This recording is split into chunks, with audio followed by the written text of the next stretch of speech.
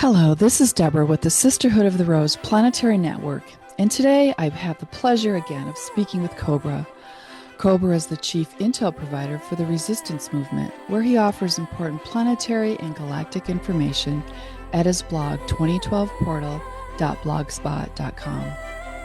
Today we will be speaking about the extremely important 1221 Ascension Portal Activation taking place in August, and the critical global meditations that will assist this. We'll also talk about some current and historical topics, the event, Ascension, the goddess, healing, and so much more. So let's get started. Welcome, Cobra. Thank you for joining me today. Thank you for inviting me to this interview, and hello, everybody. Absolutely. Always great to talk to you. You've indicated that there are absolutely massive astrological configurations coming in August that will trigger the opening of the 1221 Ascension Portal, claiming that is the greatest energy shift that we have ever experienced in our lifetimes. That this marks the end of a certain cycle when cosmic evil will be erased from the multiverse forever and will open the door again for the spiritual evolution of humanity, and it will also reactivate the ascension process. Can you tell us about this certain cycle? Is it the 26,000 year cycle of darkness that is referenced so often, or is it something even greater than that? It is something even greater than that. It is the huge cosmic cycle. The whole universe is now about to reach the maximum point of expansion and is about to contract again. And in the exact moment between the expansion and contraction, there is a moment where subquantum anomaly is being cleared, and this is exactly the moment of this portal. So we are now in the almost at the peak of this process, the peak of this cosmic change, which we have been waiting basically for millions upon millions of years. Wow, that is powerful. You've said that this portal will open a 1221 point of grace throughout the multiverse in the multiversal subquantum field, and that it will be a huge transition that you just spoke about. Would you further explain what point of grace is? Point of grace is a multidimensional code which is able to transform everything that exists into pure love and light. Beautiful. I would say it's the ultimate healing device for the whole universe. Wow. Can you help us better understand what the subquantum realm is and how it differs from the quantum? Subquantum realm is basically beyond space and time continuum. It is in the dimension which is smaller than the Planck length, which is the smallest possible length within space and time. So quantum length is within or inside the space-time continuum, where subquantum realm is beyond that. And subquantum realm is basically not detectable with anything that exists in this universe.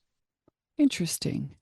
Given that this portal will bring about major changes in this subquantum realm, what changes might we expect in our emotional and spiritual lives? What will happen when the subquantum anomaly is gone and when the lurker is gone? The healing of the emotions will become much easier, and our spiritual connection with our soul and the higher planes will also become much easier. Great. What about changes in our physical lives, both for us individually as well as collectively? Again, as the lurker is removed, there will be much, much less of the so-called Murphy's Law, much less negative coincidences. There will be much more flow. Things will start to move much more smoothly. And as there will be more impact of the higher realms towards the physical plane, more of the highest purpose will begin to manifest, both in our physical lives and also on a global scale. We look forward to that. How will this point of grace allow greater communication amongst humans? What will happen is that people will begin to have their connection with their soul again. And soul-to-soul connection is the basis of true communication. That makes sense. What about greater communication with beings on the non-physical planes? Also, the same story, people will have more connection with their own soul, and as such, they will be able to connect with beings on the non-physical plane much easier in their meditations and in their dreams. Good. So, will this increase telepathic or other abilities? And if so, what types of abilities? Those abilities will begin to develop slowly, especially for those who will make some effort, will do some exercises to awaken them. Okay. Will you be sharing some of those exercises? It might happen in the future. Okay, very good. What is the best description of these energies that are coming through the portal? Is it cosmic love, source light, divine rays, light codes, all of that?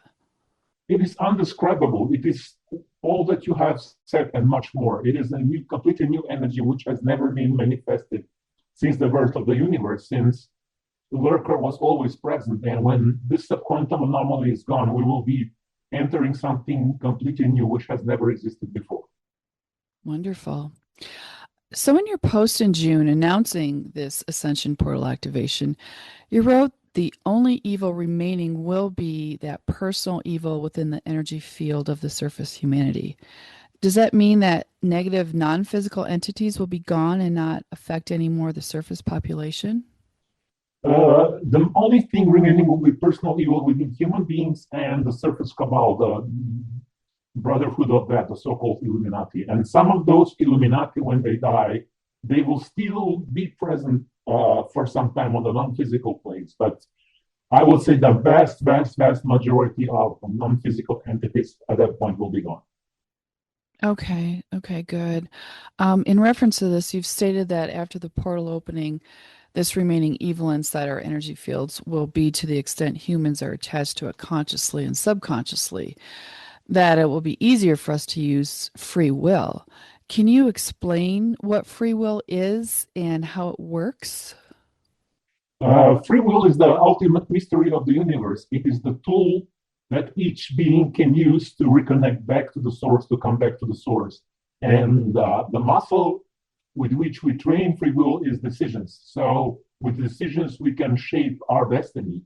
And with right decisions, we can decide to release all attachment to that inner, I would say, anomaly, which still exists, whatever attachment we still have to our past situations that are blocked in our energy fields.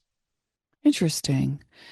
So you said that it will be important for humanity to consciously use their free will to release the past and sever these energetic links with the anomaly. How do we realize that there's still something evil in our energy field? And how can we clean or remove or transmute the personal energy in our field as quickly and comprehensively as possible? Of course, you will feel that there is something within you that is not of the light. You will feel some darkness, some density. And as when you feel that coming to the surface, you can just use your own decision, your own will to release that. And you can also ask beings of light to assist you. You can ask the assistance of Archangel Michael to ask him to help you to release those attachments. To what extent does this depend on each person as an individual, or is it on the energy of humanity as a whole? It is both. It is an individual process and also a group process. So the more the whole humanity goes through the process, the easier it will be for everybody to go through the process as well. Okay. How can we help other people to realize that they have something in their energy field that needs to be cleansed or removed or transmuted? Or is this something that they must realize themselves? This is something they need to realize themselves when they're ready. Because if you try to explain to them before they're ready, they will resist and you will be just wasting your energy.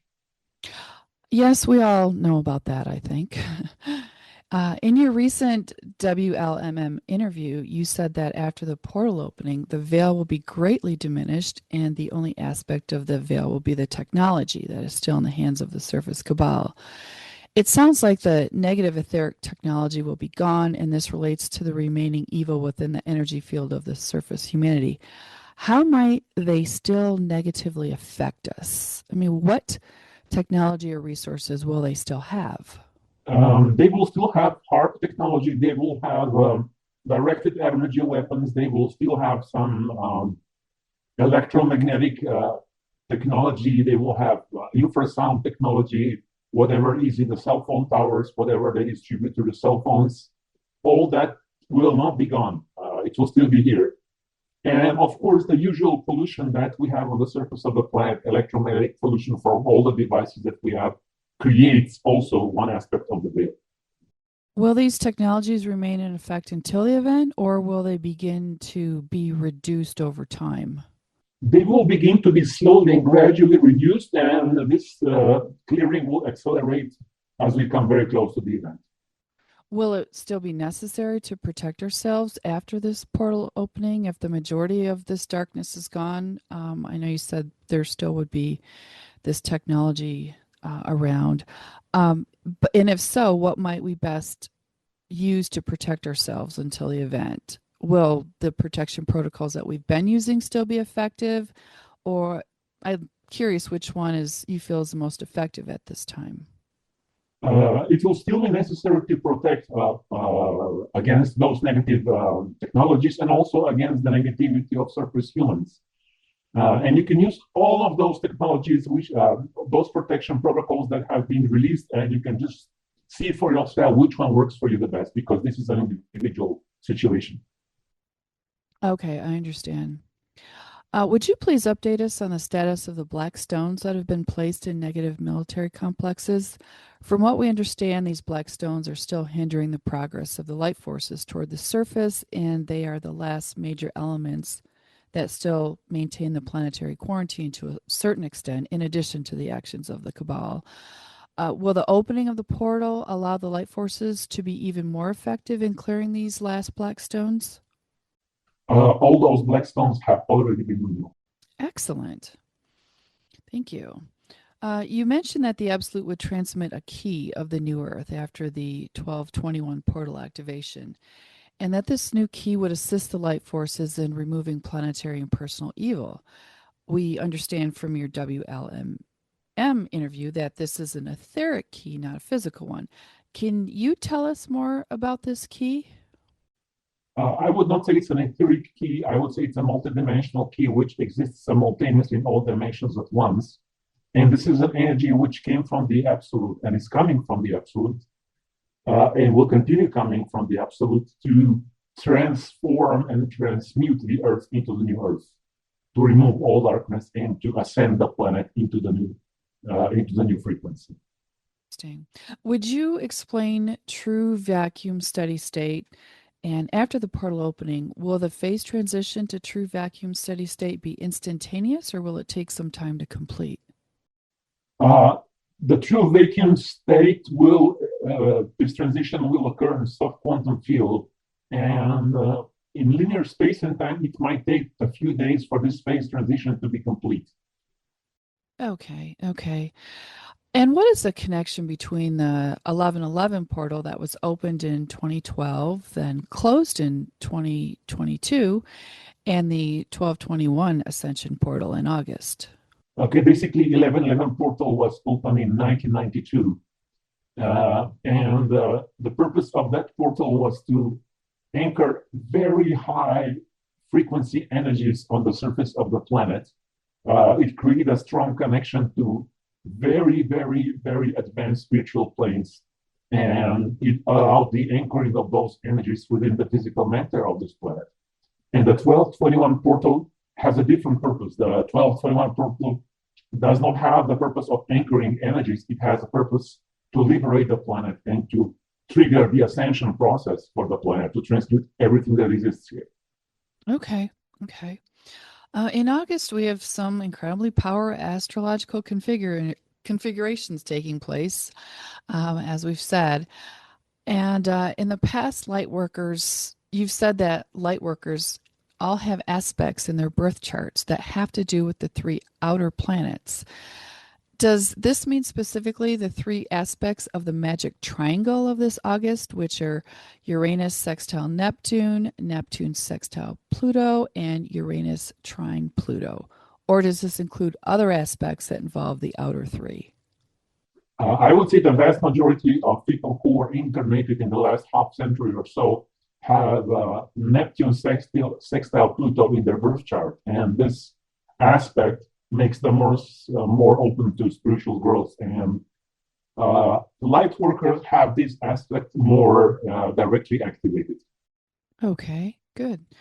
How will the astrological configurations on August 21st trigger the energetic process of the new renaissance for the whole solar system and thus accelerate the implementation of Operation Dreamland on the surface of the planet in the coming months and years? Okay, when the portal opens on August 21st, this will send a huge shockwave of very intense light throughout the whole solar system, and this energy will begin to filter down towards the surface of the planet.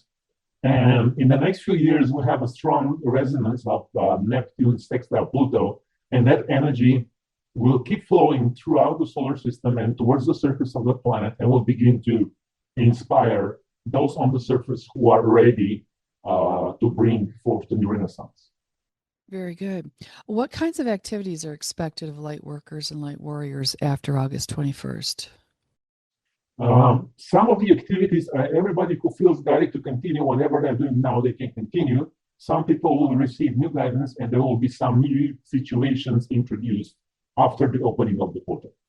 Okay. How will the opening of the 1221 Ascension Portal bring us even closer to apocatastasis, which is the moment when all quantum and subquantum anomaly will be cleared and all evil consciousness either transformed into the light or annihilated in the central sun? This opening will actually complete the key of the new heaven and activate the key of the new earth. It will be the final removal of cosmic evil and the beginning of the clearing of the planetary and personal evil. And when this personal and planetary evil is gone, planet will ascend, and it will be the end of the evil for this universe forever and for all universes forever. It will be the end of the process. So it is the turning point of the whole process. Excellent. Now let's discuss the very important upcoming mass meditations that will be taking place August 12th, 18th, and 21st that will assist in finalizing the optimum ascension timeline for the planet. But first, would you share what each of the powerful astrological configurations are coming in August, as well as what each one of them will do for humanity, our planet, and our solar system? Okay, first on August 12th, we will have three very powerful aspects, one after the other, a few hours, one after the other. The first one will be Neptune sextile Sedna. This aspect will bring very, very high frequency spiritual energies of the next cosmic cycle. So it will be like the first taste of what is about to come. And then a few hours later, I would say 1.5 hours later, it will be Saturn sextile Uranus. This is a very encouraging aspect which brings stable progress. So this energy will stabilize those energies. And then 2 hours later, there will be a triple Venus-Jupiter Sirius conjunction. This conjunction is, I would say this is the luckiest astrological configuration that I'm aware of that exists. It is the most joyful, most happy, most positive, effortless, easy astrological aspect. And if you will be awake on the morning of the August 12th, you will be able to see Venus and Jupiter and Sirius gather together just before the sunrise. It will be a beautiful sight. And then we have August 18th, and then we will have a conjunction between Neptune and Uranus-Pluto midpoint. This aspect has happened a few times and will happen again later, but this time it will be the most powerful one. This will be the aspect which will trigger the process of the new renaissance for the planet. And then on August 21st, we will have the same aspect, but for the whole solar system. Heliocentric aspect, the same aspect will bring those energies for the whole solar system, and this will finally trigger, I would say, the ascension process for the whole solar system, because there are many motherships inside the solar system that will transmit those energies throughout the solar system, and they will actually trigger the ascension process for this planet. Because in those few days, there will be a huge grand trine between M87 galaxy, between Pluto and a gathering of three astrological points, which is Uranus, Sedna, and Alcyone. This will be a huge flow of energy, which will start in the Virgo galaxy cluster, in M87 galaxy. It will travel throughout the galaxy, of course, through the Pleiades, and then through the whole outer solar system. So it will be a huge current of light, which will spiral through the universe, and then it will anchor on the surface of this planet and trigger the ascension process. So the days between August 18th and 21st will be extremely intense, and that energy will be anchored at that point. And then there will be a few days of integration of all that, and then we have more aspects coming towards the end of August. I might speak more about it at some later point. Wow, I think we're beginning to understand how truly important this is that is taking place this August. Wow, thank you for explaining. I would say that we have never experienced such strong astrological configurations in this lifetime. This is definitely the strongest one. It sure sounds like it. Thank you for explaining all of that. How will these 3 meditations contribute to each of these occurrences and also to the impact and success of this portal activation? The thing is that the energy difference between before the portal activation and after is so huge, we need to do it in steps. We need to do 3 quantum leaps, so that therefore we will have 3 meditations. In each of those meditations, it is very desired to reach the critical mass, because then we have the optimal flow of energies going through the surface of the planet, and we will have the maximum yield, we will have the maximum efficiency of the energies, huge cosmic energies that will be able to be distributed through the surface humanity. And of course, this brings the best and optimal timeline for the future. So it sounds like each meditation builds upon each other. Yes. And yes. I know you said it was a quantum leap toward the opening of this ascension portal. I have to ask, what would be the consequences if we do not reach critical mass for 1 or more meditations? The portal will still open, but the energy transmission through the surface of the planet, and especially through the surface humanity, will not be optimal. This will be less efficient and less harmonious. But the portal will be open nevertheless, because it's a cosmic occurrence. Nothing in this universe can stop this. Okay. Well, of course, we're going to encourage everyone to participate in all 3 meditations, as well as share and encourage others to participate, because we definitely would like to reach that critical mass.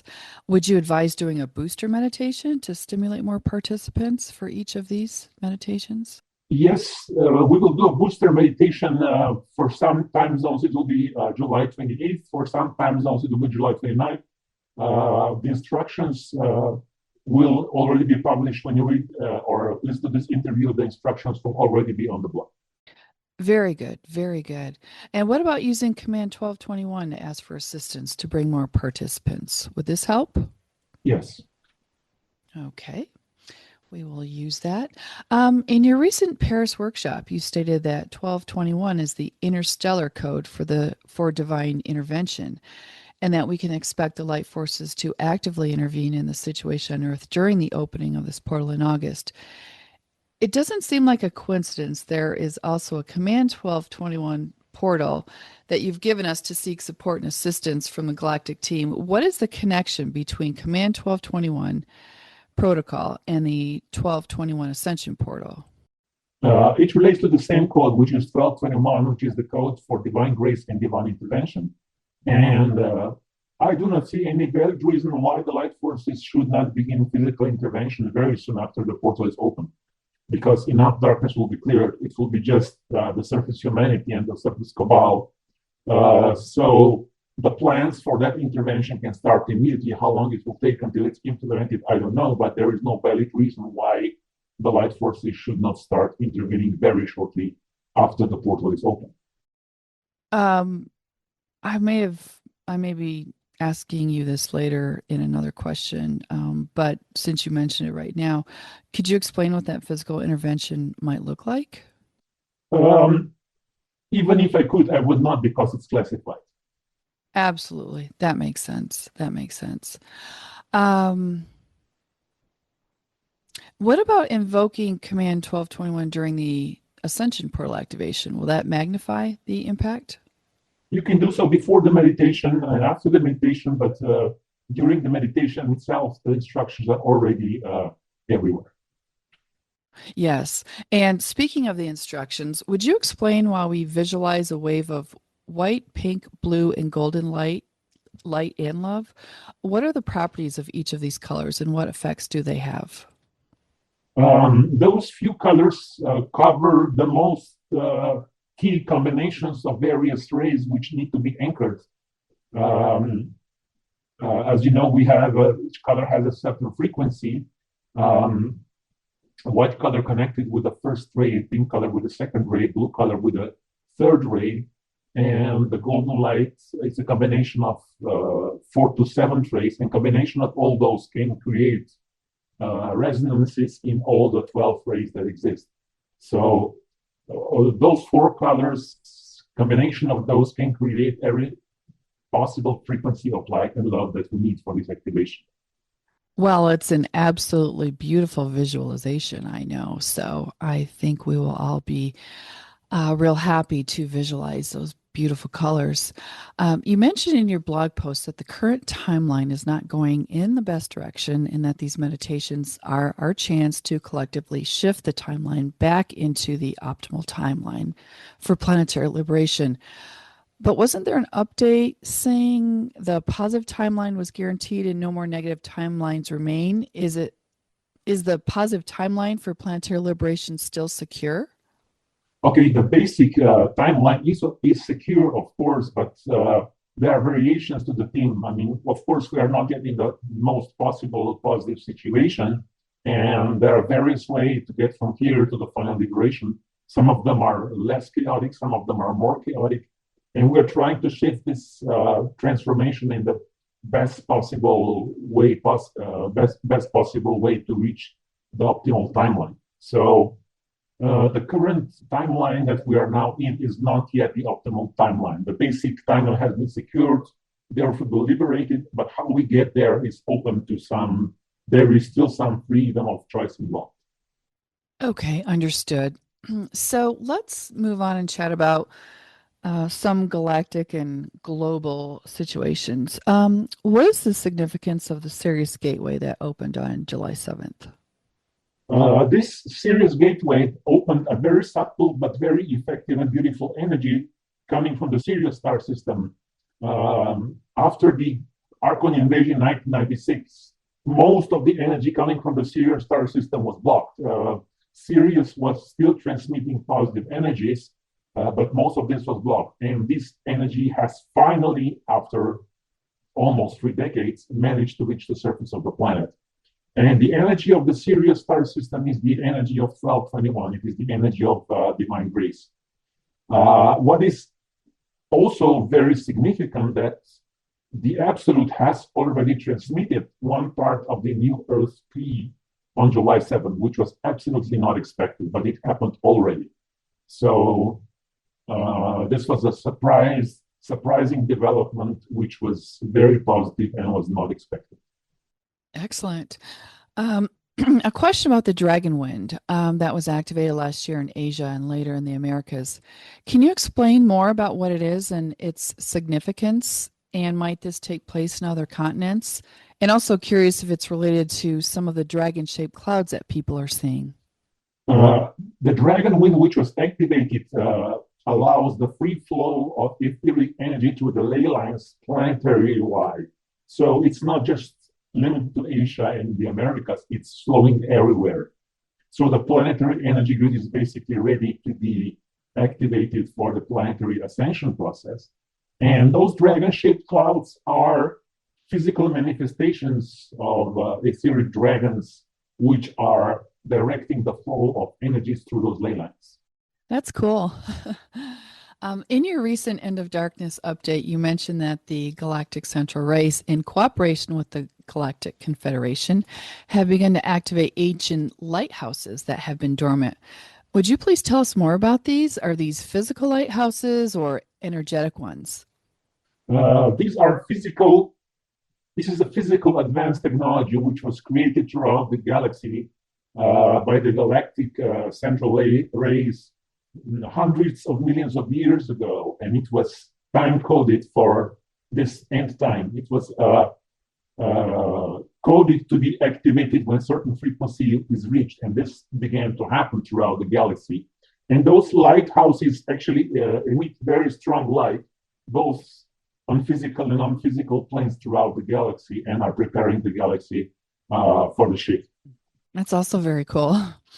You've stated that the second half of 2025 will become more interesting. Now that we are in that time period, what do you think may happen that will make this second half more interesting? Does it involve more disclosure or what? The first thing, of course, is the opening of this portal. And when the portal is open, it will reshuffle everything. It will set the new timeline. How exactly this will evolve, I don't know. But finally, I don't see any reason why things should not begin to happen, which were not happening before. Okay.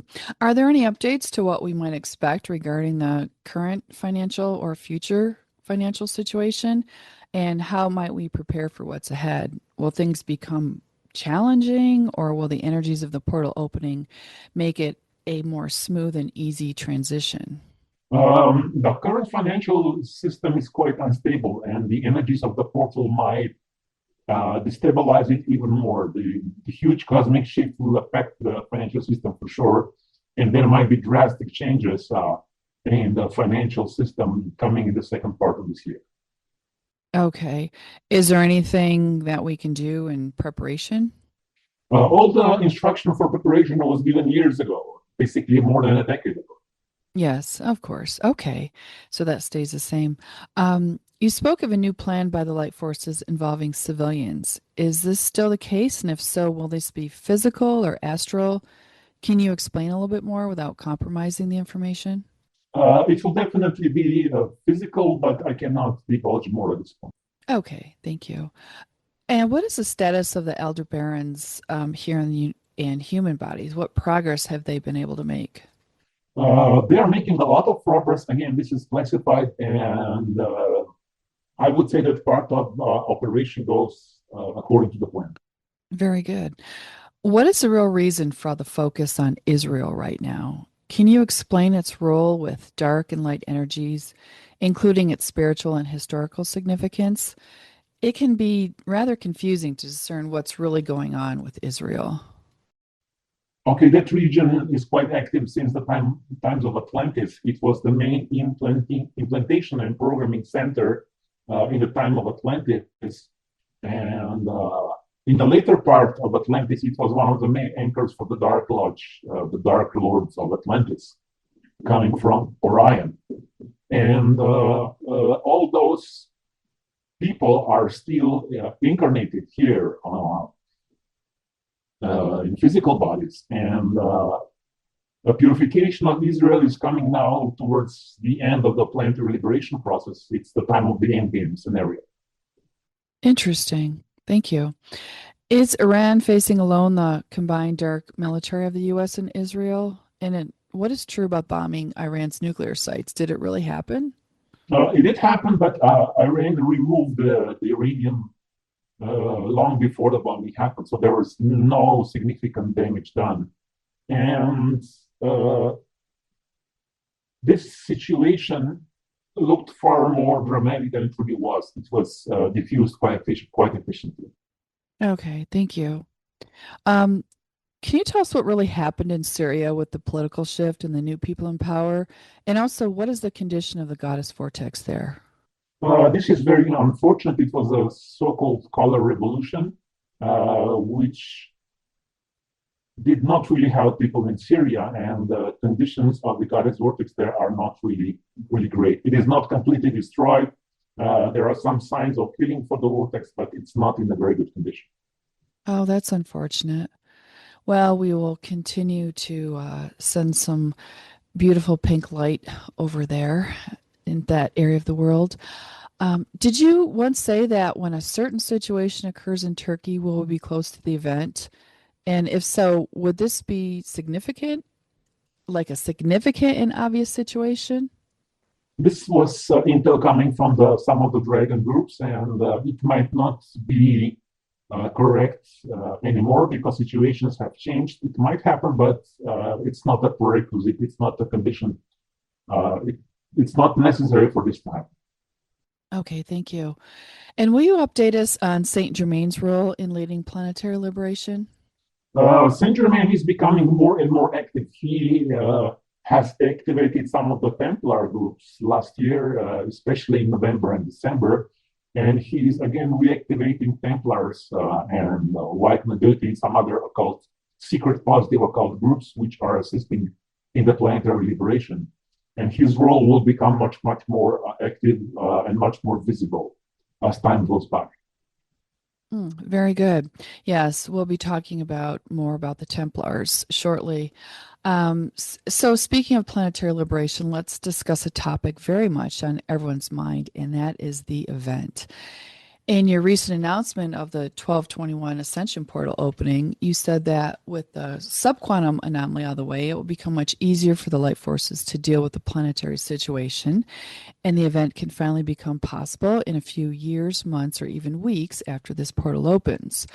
Well, as you know, many people were upset hearing that it could still be another few years. What might we do, or what needs to happen to potentially manifest the earlier time frame? I might be able to answer this question more precisely when more of the plan is known. So first, the portal needs to open, and when the dust settles, we will know where we stand, and then I can answer this question more precisely. Okay, well, we look forward to that information when you're able to share that. How will the opening of the portal affect the awakening of light workers, and how will the awakening of humanity be affected overall? And I also would like to ask, is there a certain percentage of the surface population's awakening that is required for the event to take place?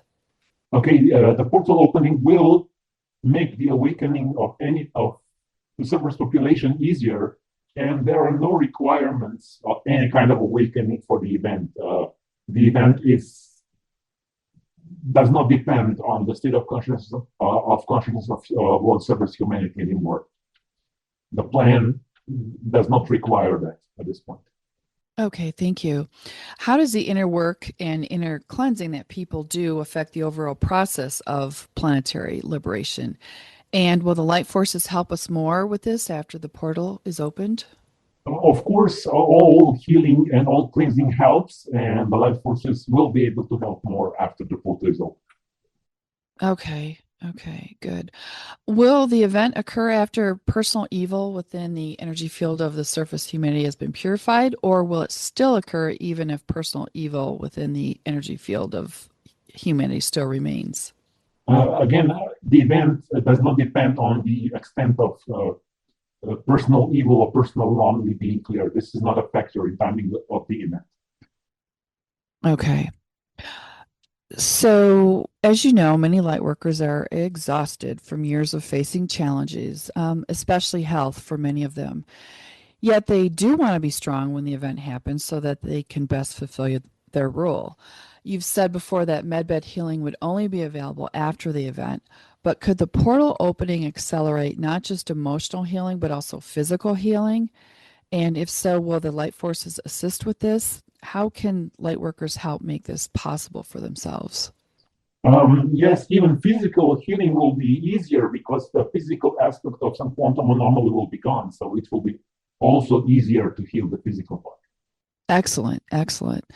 How soon after the event will medbeds be available to us? And will it be different for every person? And what determines who gets priority? It is a matter of organizing the distribution chains, and those who are in critical medical conditions will, of course, have priority. And the distribution will begin immediately after the event. Okay, very good. There's you see people in the awakening community talking about that it's necessary for someone to have a certain level of evolutionary consciousness to be able to use a med bed. Is this true? No, no. Yes, it doesn't sound like it is true. Okay, thank you.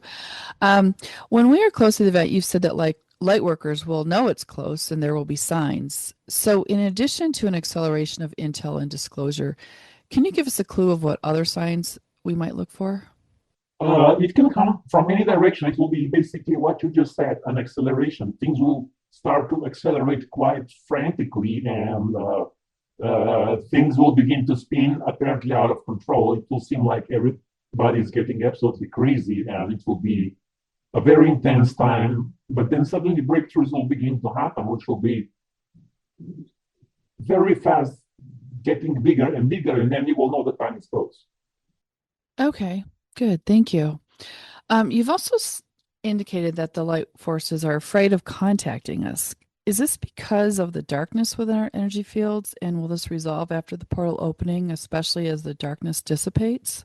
I would say they are less afraid than were, but they still feel that the light workers sometimes exhibit irrational and crazy behavior, which they don't understand.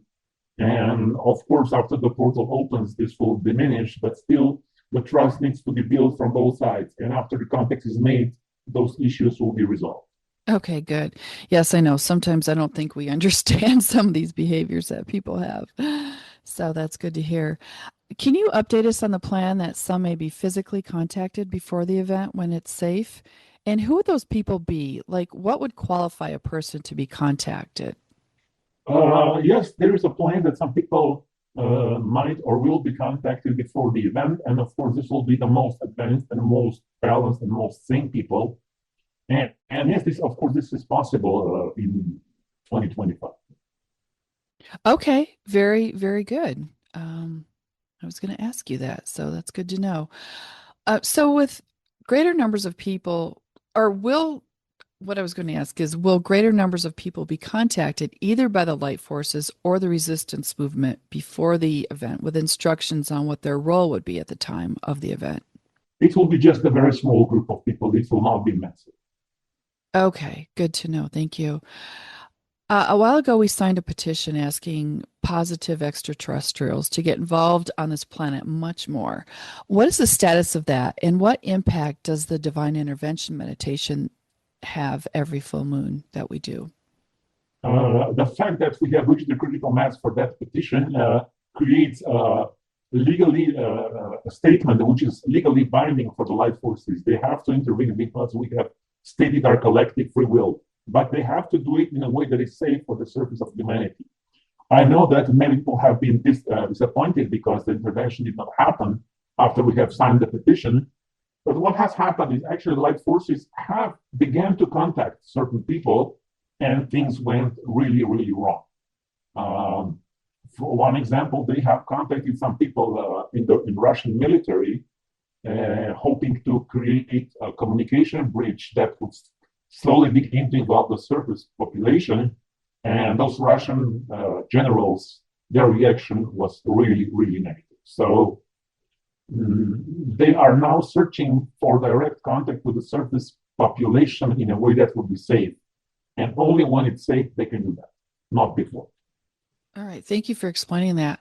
And I just want to circle back to the impact of the monthly divine intervention meditation. Does that simply reinforce our, let's say, our will for asking for that intervention? It reinforces our collective decision, and it maintains the energy for that decision. Okay, thank you. So many light workers could use a boost of something tangible happening with more and more light force ships now in the sublunar space. What would help us to actually see them? Does telepathically reaching out to them help? And will sightings of true light ships be more possible after the portal opening? Gradually, those ships will become more and more visible, and of course, telepathic connection or energetic connection with them is the first step that always helps. And they will begin to be shown more massively only when it's safe, when enough of the surface cabal is either blocked or cleared to allow something like that to happen. Thank you. Thank you for that. Will our telepathic channels with the light forces, including the ascended masters, become more clear and pure after the portal opening? And how do you suggest we increase this communication? Yes, they will become more clear and pure, and the number one priority is to clear and strengthen your connection with your own soul, with your own I am presence. And then after that is done, you can start training for telepathic connection. Okay. Um, and what is your suggestion on how best to connect to that I am presence? There are many meditations, there are many techniques. You can just follow your inner guidance. There are many books with instructions. You can follow them. Okay, thank you. During the Ascension Portal Activation, what will happen to the planetary ascension vortexes? And do you have any suggestions for those who live near one? Those vortexes will be greatly enhanced. They will be activated. They will be boosted. And if you live near a vortex like that, you can count yourself very lucky. I would agree. Yes, thank you. So after the portal opens, will it be possible for individuals to ascend without waiting for a mass ascension after the event?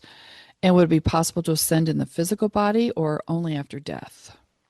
Theoretically, yes. After the portal opens, an individual can ascend even with the body without waiting for the mass ascension. So when the portal is open, it's open. And if you're developed enough, if you're dedicated enough, you can ascend even without waiting for anything by your own spiritual growth. Interesting, interesting. Do people have a choice in terms of when they would like to ascend? I mean, they might be ready, but can they choose to stick around, so to speak? Um, when they're ready for ascension, they can choose to leave their body behind and ascend without a body, or they can stay in the body for a certain period of time, stay in the body, and at that point, they can either transform the body or go through that process. It's up to them. Okay, thank you. Um, so after the event, um, pe will people, will all people ascend in the physical bodies or some only on a soul level? For the vast majority of people, it will be ascension with a physical body. So it will be in the ascension waves, the bodies will be transformed also. Okay.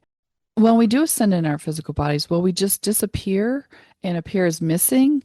Um, Exactly. okay. Would we have advance notice? Like, how would our loved ones know what's happened to us? And will we be able to interact with those that don't ascend and vice versa? At that time, when the ascension waves happen, there will be much more understanding of what's going on, and your loved ones will be aware of the process, and they will not have a big problem with that. Okay. And the interactions will continue in various ways. If not directly, there will be technology. There will be beings of light present on the surface of the planet that will give instructions. Very good. How will things change for us mentally, emotionally, and physically when we ascend? I would say it's a complete transformation. It releases all attachments, it releases all negativity, it releases all pain. So physical pain does not exist for you anymore. Emotional pain does not exist anymore. Doubts, fears, all this is gone. You will have complete clarity. You have absolute non-interrupted connection with your I'm presence, and you will be in a state of bliss all the time. Beautiful, beautiful. So due to the planetary situation, the ascension plan has changed several times, but as we understand it, it is again for the three waves of ascension to take place. Is it still in the plan that we will have a choice of what we want to do after ascending, like either go home to our star system or return to Earth in a physical body and assist those who haven't yet ascended? Can you bring a little more clarity to this, please? Yes, the basic plan is still the same. You will be able to go to your home star system and stay there, or you will be able to return to the surface of the planet in the physical body and assist those who are preparing for the next wave. Are both an option? Like, could someone go to their home star system and then go to Earth and then go back? Like, just how now we travel from country to country. Is this something that we could do after being ascended? Yes, of course, you will have a complete freedom of movement in your life, but you will be able to travel from one star system to another without a problem. So you will be able to be here and go home and come back and do whatever your plan is, whatever your mission is, whatever your purpose is. Wow. What very interesting times ahead. From your perspective, what is most important for us to understand about ascension? What is the most important to understand that ascension is real? It's a real process. It's not a fantasy. It's not just a concept. It's a natural consequence of human evolution to go beyond human condition. So it is something that will become very real, and especially after people begin to have evidence of those who have already ascended, it will become something natural for them. It will become something practical for them. It will not be just some theoretical concept. And I think this is the most important thing to understand. Yes, that is a very important thing. Thank you for sharing that. Is it still in the plan that only after the event that Islands of Light would be formed? And if so, how long after the event might this start? Yes, this will start after the event, and I would say very soon after the event, the first one will begin to be formed. Who are the people that will be able to form Islands of Light, and what would qualify someone to be able to go there? Is it based on a level of consciousness? Is it necessary to have met your soul family to go to one? Most of Islands of Light will form a soul family, so people who belong to the same soul families will start forming Islands of Light. And all of those people will need to have a certain basic understanding of the functioning of the soul families and basic ability to go beyond conflicts and basic ability to maintain constant connection with the soul. So this will only be possible after the. Okay, thank you. How will we know who members of our soul family are and how will we find them? Will this be a natural knowing or will we be helped by our guides? And will the light forces and the resistance movement give us instructions on where each member of our soul family is? Are some of them already meeting and will the opening of the portal help this? Those who are awake enough will have inner knowing when they meet people from their soul family. It will be a natural knowing, and of course, they will have assistance from their guides. Also, the light forces and the resistance movement will give instructions whenever necessary. Some of those meetings are happening already. I would say a small percentage of them, and this will increase after the opening of the portal. Very good, thank you. Does our off-planet soul family members know what goes on with us on a daily basis? Our actions, thoughts, feelings?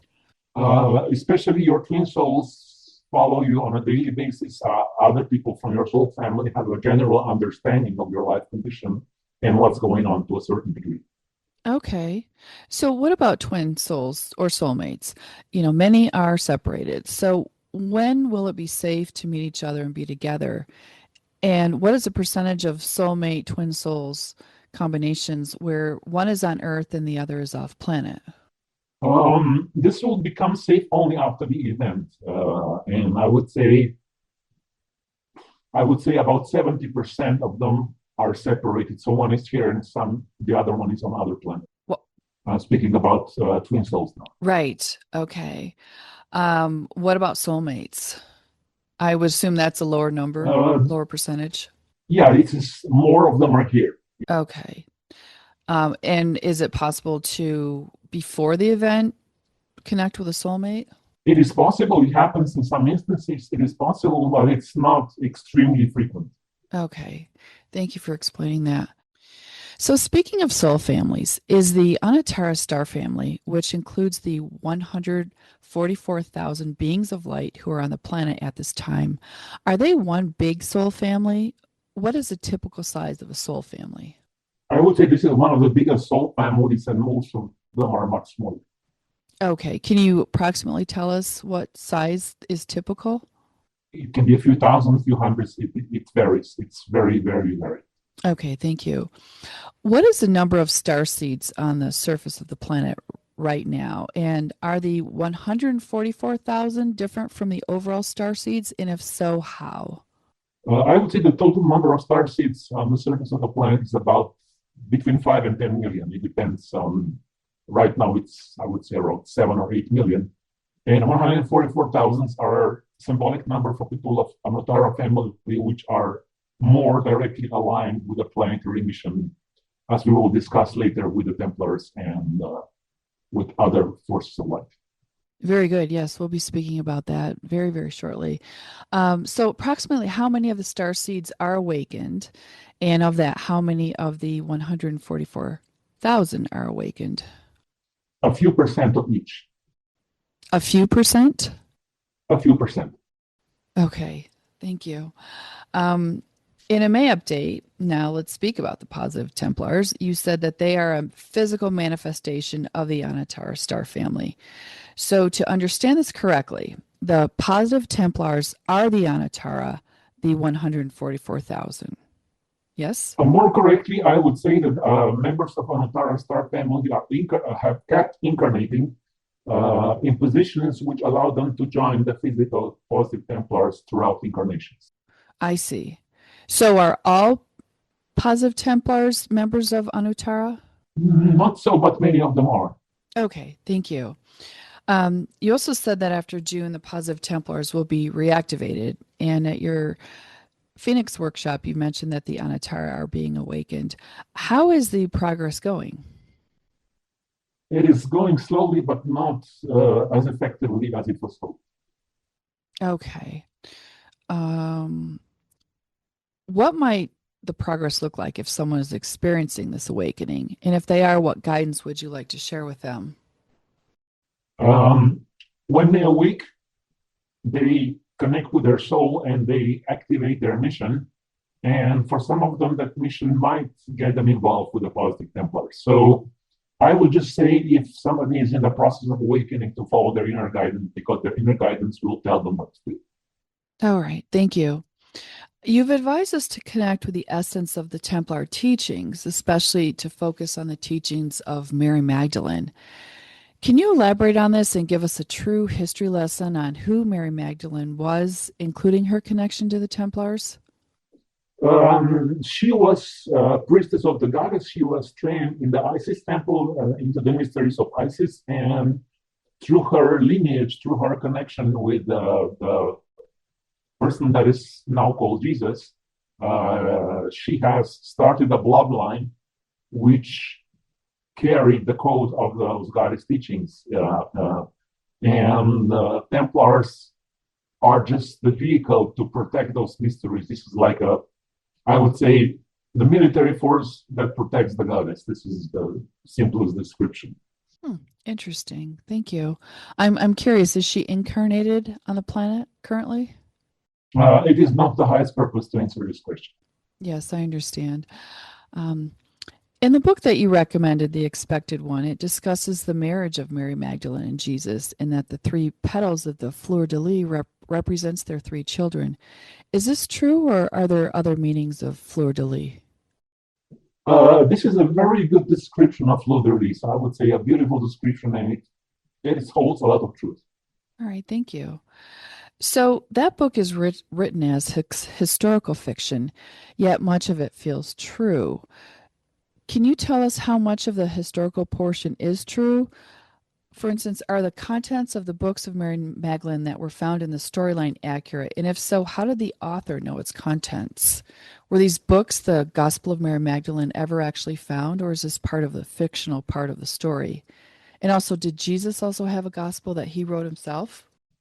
Okay, I would say this book is very much true. It was written as historical fiction because this was the only way to publish a book like this without creating a lot of opposition. So a lot of what is written in the book is true, and the author had contacts within the positive Templars and this was the way they released some information to the surface population.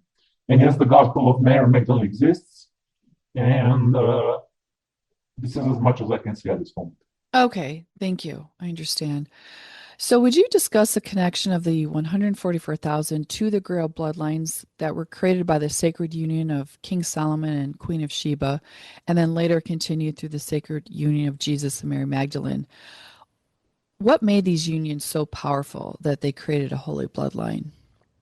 Basically, the sacred union was a very specific ritual that invoked very high spiritual energies, and the child born through that union had certain very specific qualities. That sacred union, the ritual was done on a certain astrological date to create the maximum effect to bring that soul into the physical body.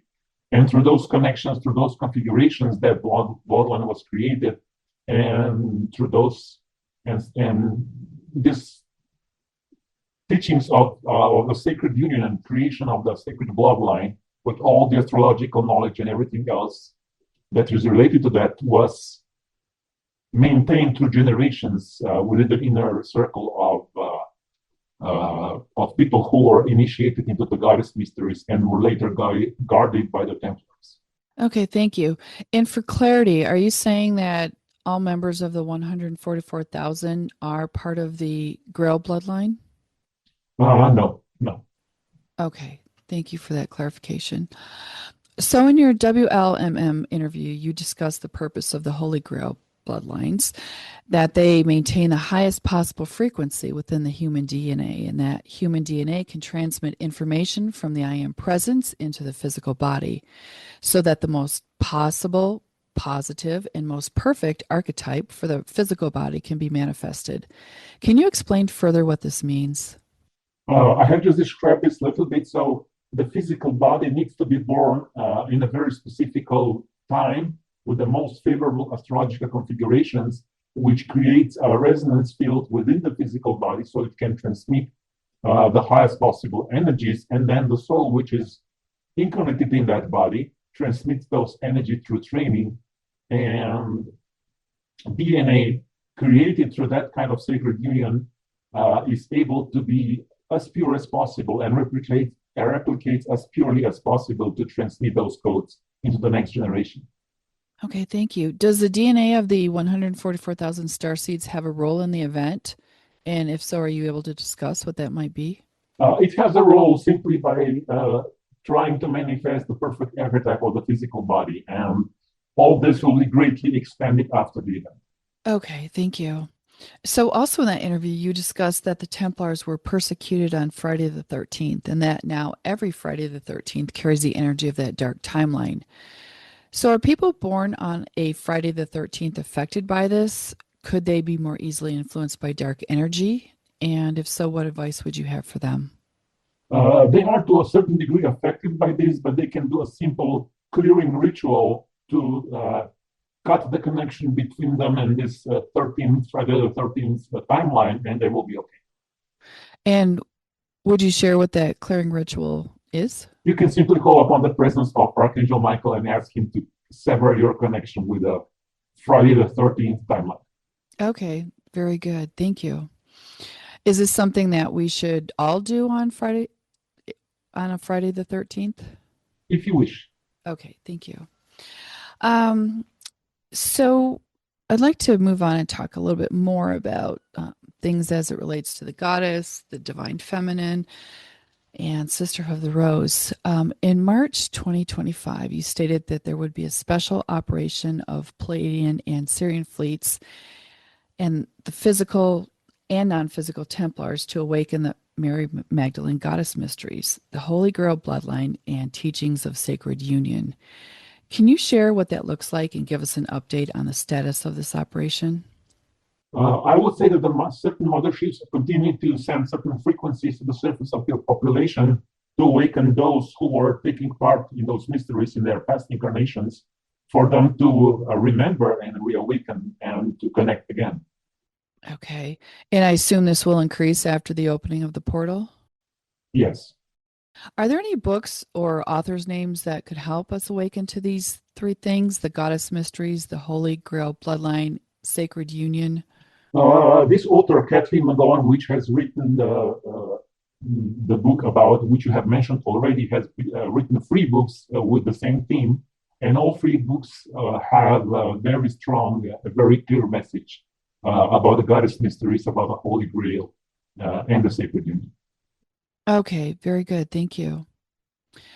After the portal opens, will it be possible for Lightworkers to have more access to the mystery school teachings?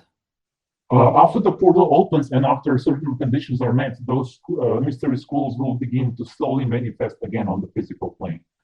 Interesting. How would one access that? Usually now people in the 21st century, they access through a website. That is true. Yes, thank you. Can you tell us more about the healing power of women's breasts related to the goddess mysteries? What is the significance of bare breast women's representation in art, and how is art infused with goddess energy? That healing power is basically a power of connection between the heart energy and sexual energy, and that combination can be very healing. And this is the reason why women's breasts have been represented so much in art, because subconsciously people know that this can be a healing connection. So you're saying it represents a connection between the heart and the sexual center. Yes. Interesting. Thank you for sharing that.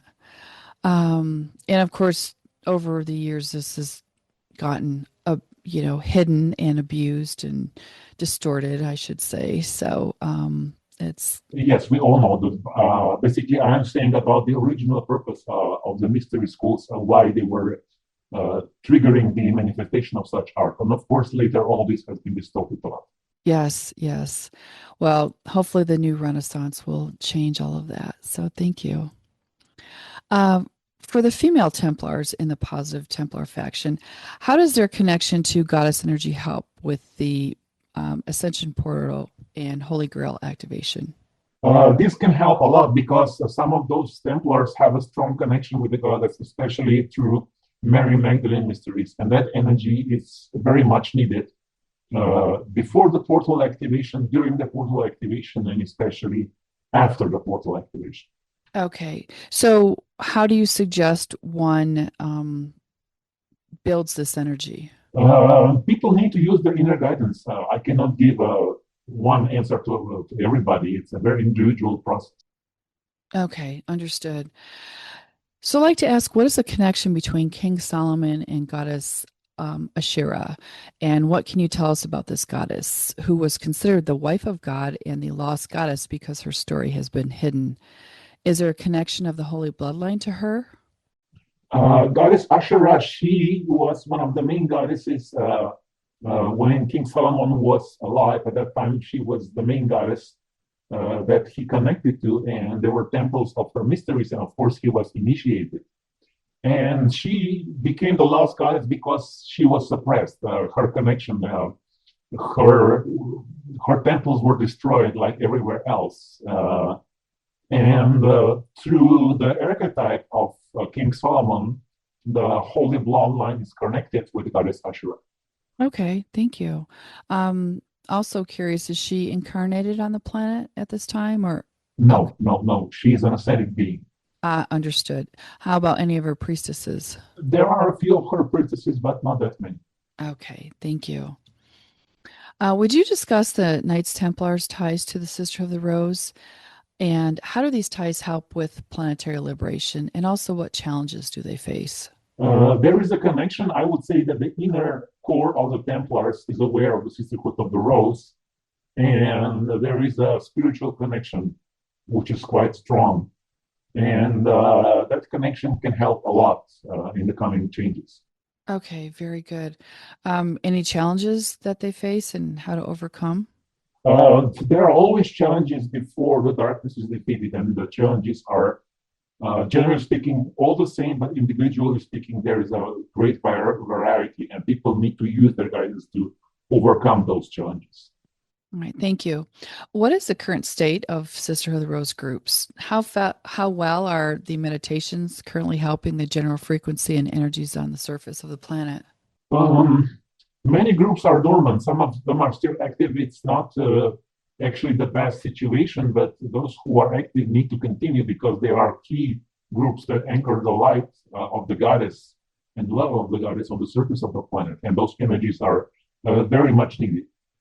Yes, thank you. Are there any specific or additional meditations or activities recommended for Sisterhood of the Rose groups prior to the portal activation? And what about after? What will be the role and activities of the Sisterhood of the Rose? Will it be different, if anything? This can stay the same after the portal opens. Of course, it will be easier for the Sisterhood of the Rose groups to function and to operate. Okay, thank you. Anything that can be done prior to the activation to help it be stronger? Just use your inner guidance. If you have guidance to do something, you can do. Okay, thank you. Will the portal opening at Versailles send the energy strongly along the goddess equator? And also, if a person lives near it, would they feel the energy flowing along it? And if so, how close would they have to be?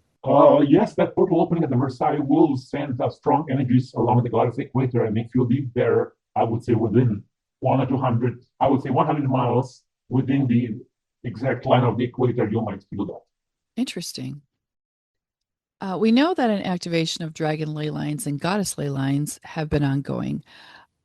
How is this happening and how is it connected to the rise of the divine masculine and the return of the goddess? And what can the divine feminine do to support this activation? The activation of dragon ley lines means that the situation has been evolved enough for the divine masculine to be finally anchored on the surface of the planet. And the energy of divine masculine is the energy of action. It's the energy of physical intervention. And the role of divine feminine is just to create a healing support field for that activity, that action to happen. All right, thank you. There's been a great increase in solar activity since the light forces reduced the activity of the multidimensional Dyson sphere around the sun in May of 2024. Will you give us an overview of the results of those energies reaching the surface of the planet? And does this include increasing divine masculine energy? Okay, the solar activity since I would say the beginning of last year has been quite intense, and this has created a lot of anomaly. And this has basically opened the way for the activation of the dragon ley lines last year. And for this reason, the divine masculine is more present. And for this reason, I'm expecting to have a physical intervention soon. I'm sorry, could you repeat that last part about physical intervention? For this reason, I'm expecting the physical intervention quite soon. Okay, wonderful. Thank you. Would you discuss the characteristics of the divine masculine and its importance at this time? The divine masculine is the energy of the hero. It is the energy of a person who takes action in the face of injustice and begins to change things. Powerful. You've said that the main key for planetary healing is women allowing themselves to feel and express their sexual energy. Would you please give us ideas on how we might do this, both for those with a partner and for those without one? It doesn't matter if you have a partner or not. What is important is to give yourself permission to feel that energy and express it in any way it's safe for you. But the most important thing is your own inner permission for that. Inner permission. Okay, that makes sense. Right. All right. Thank you for clarifying that. Is it possible to reach divine union with a person who is not a soulmate or twin soul? It is possible, but not so easy as with a soulmate or even twin soul. Understood. As divine feminine and masculine beings, in what ways can we embody healthy sexual energy? By connecting the heart with the sexual energy, by unifying those and expressing them in a safe way. Yes. Okay. Thank you so much. And what about how to embody unconditional loving sexual energy? You've also mentioned this is important. Here, I will just leave you with the key of meditating upon that word, unconditional loving sexual energy. And when there is enough awareness of this on the surface of the planet, there might be further instructions given. Okay, thank you. Why is it important for us to begin healing our sexual wounds at this time? And how do you best suggest we do this? It is important to be aware of those wounds and to be loving towards yourself and have patience with yourself. Yes, understood. For those not yet experiencing Kundalini energy, how will the opening of the portal lead to the awakening of this energy? And for those who are experiencing a rise in the energy, how can they best integrate it? It will become easier to activate the Kundalini energy. It will be a natural process.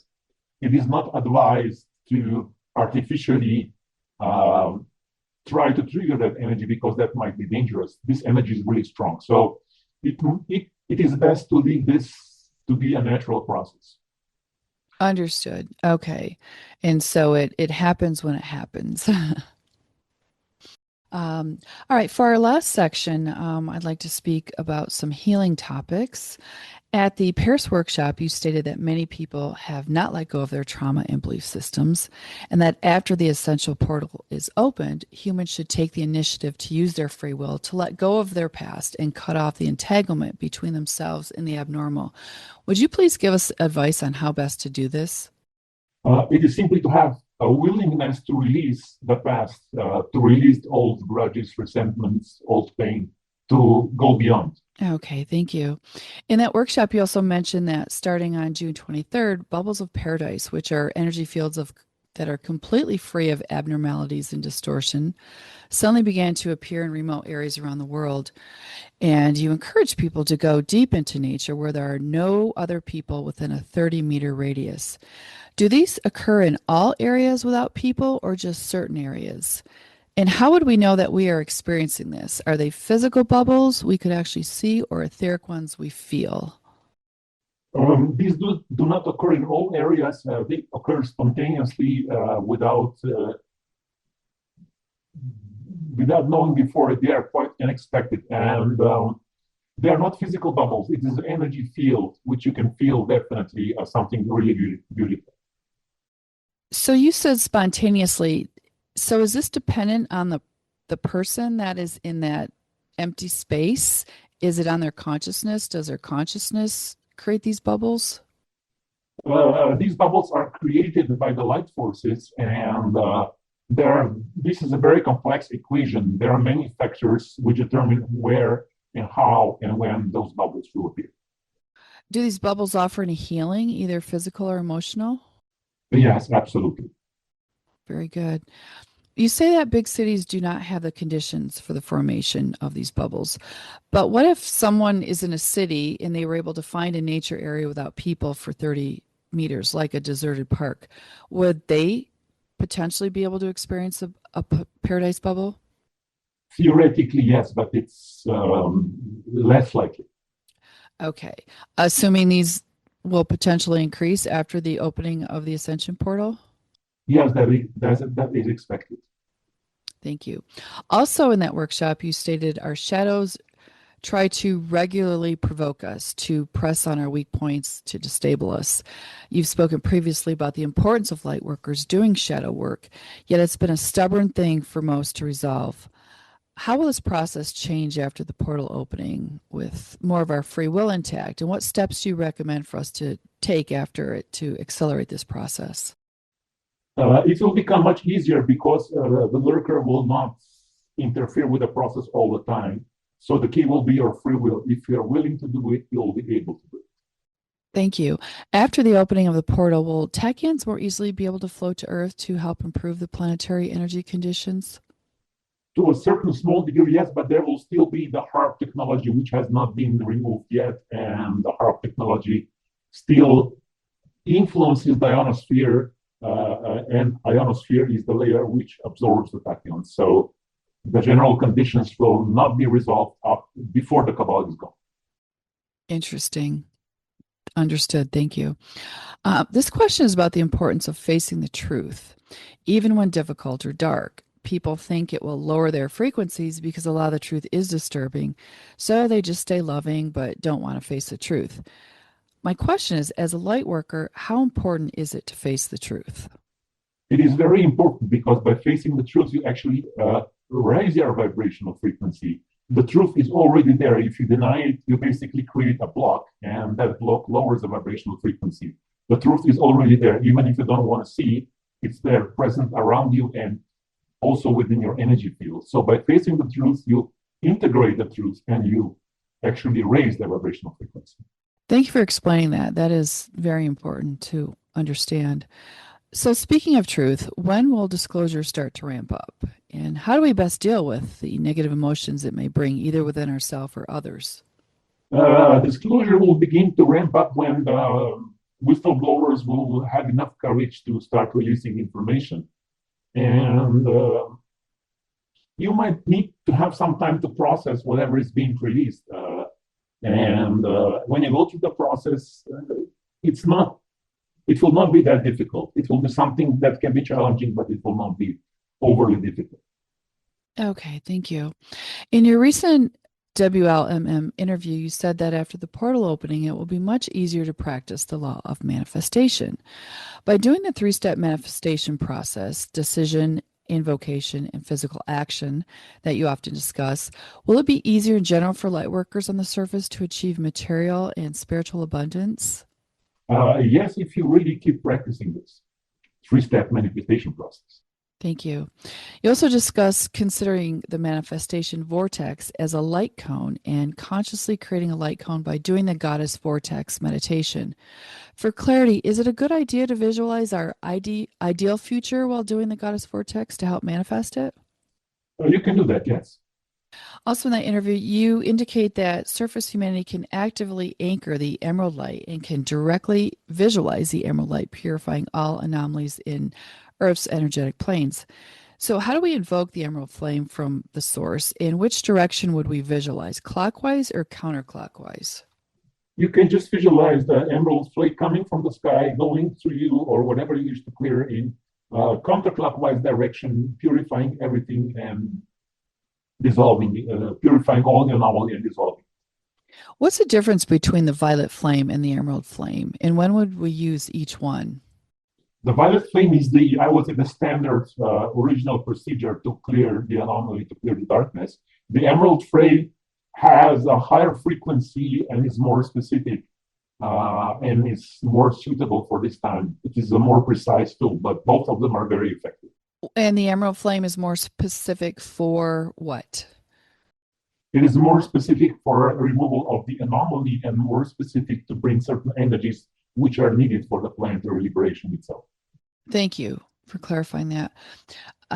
You discuss anchoring the emerald light while visualizing the star code 111183 to help us remember our life missions more quickly.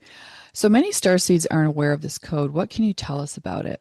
I can tell you nothing about this code. If you know where to find information about this, you're welcome to study it. If you don't know, then it's not time for you yet. Understood. Thank you.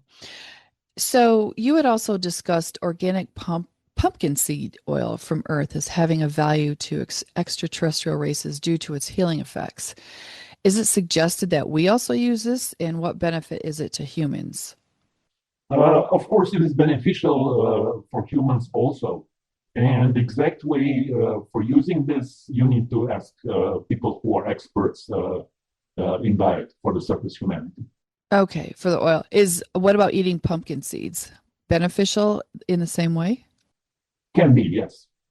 Okay, thank you. And they're very good for you too. So, thank you.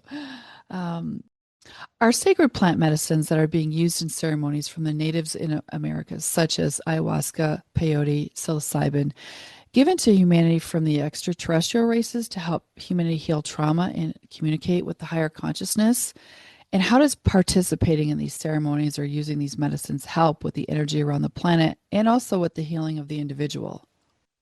This is a tricky situation because sacred plants can be very healing and beneficial if the ceremony is guided by a very skillful and experienced shaman. But a lot of this has been infiltrated by the dark forces. So use of sacred plants is only advisable for people who exactly know what they're doing or they have exact guidance what to do and how to do. Okay. And those plants were given to humanity by many extraterrestrial races. Some of it was done for good purposes, some of it was done for not so good purposes. So it's a mixed situation. Thank you for explaining that. Can we expect Palladium protocols such as Command 1221 for support and Command 771 for emotional healing to become even more effective after the portal opening? And will the Atvor light pillar meditation be strengthened? Yes, and yes for both questions. All right. Is there a plan for a command or protocol for physical healing? There is already a command for removal of physical pain, but for a complete physical healing, we will need physical healing devices such as med beds and other technologies. Thank you for that clarity. Is there a chakra that light workers should prioritize in healing with highest importance? And will our chakras become easier to heal after the portal opening? Again, this is a very individual situation because each individual human has individual circumstances, but basically speaking, the crown chakra is very important because people need connection with their higher self. Mm. And of course, this will be easier to heal after the portal open. What are the three most important things to heal within ourselves to align with the new powerful coming energies? The first one, of course, is the exercise of free will. The second one is connection with your higher self, with your soul. And the third one is forgiveness. Thank you. How can we best prepare ourselves for the upcoming Ascension Portal Activation? Between now and then, what is your guidance for Lightworkers? The first thing is to understand the importance of this activation, and then do whatever you can in whichever way you feel guided to share this information with those who might be open to receive it. And together we can finally make a difference, make a change. We can participate in this huge energetic transition to the next level. Yes, thank you. And I would also like to add that I think it's important for light workers to continue to work on their own healing themselves and to resolve conflicts and stand together, that we really do have a responsibility to do our ongoing healing work so that we can better support each other and so that we can all better hold the light. So as we close this interview, I would like to remind everyone about the important global meditations that are coming up in August to support this once-in-a-lifetime Ascension Portal Activation. Those are scheduled for August 12th at 5:30 a.m. UTC, August 18th at 7:25 a.m. UTC, and August 21st at 9:02 a.m. UTC. We encourage people to check out Cobra's blog at 2012portal.blogspot.com, as well as the We Love Mass Meditation website at welovemassmeditation.com for more information and more updates on this very important event. I want to remind people that the more people that participate, the more powerful the results will be. We are definitely stronger together. It is our collective light that is needed at this pivotal time in the history of the planet and even the universe. And so, again, as we close this interview, Cobra, do you have any closing thoughts, things you'd like to say, any words of inspiration for us? I would like to encourage everybody to participate, and I would especially like to encourage everybody to connect with their soul, with their higher self, and listen to their inner guidance. And of course, the victory of the light. Thank you, Cobra. Thank you so much for this inspiration. I would also like to thank the beautiful souls who helped support this interview, and especially to you, Cobra, for joining this interview. We truly appreciate the information that you share and your continued strength to hold the light for humanity. Thank you again. You're welcome. Thank you. Thank you very much. Yes, and victory of the light. Victory of the light.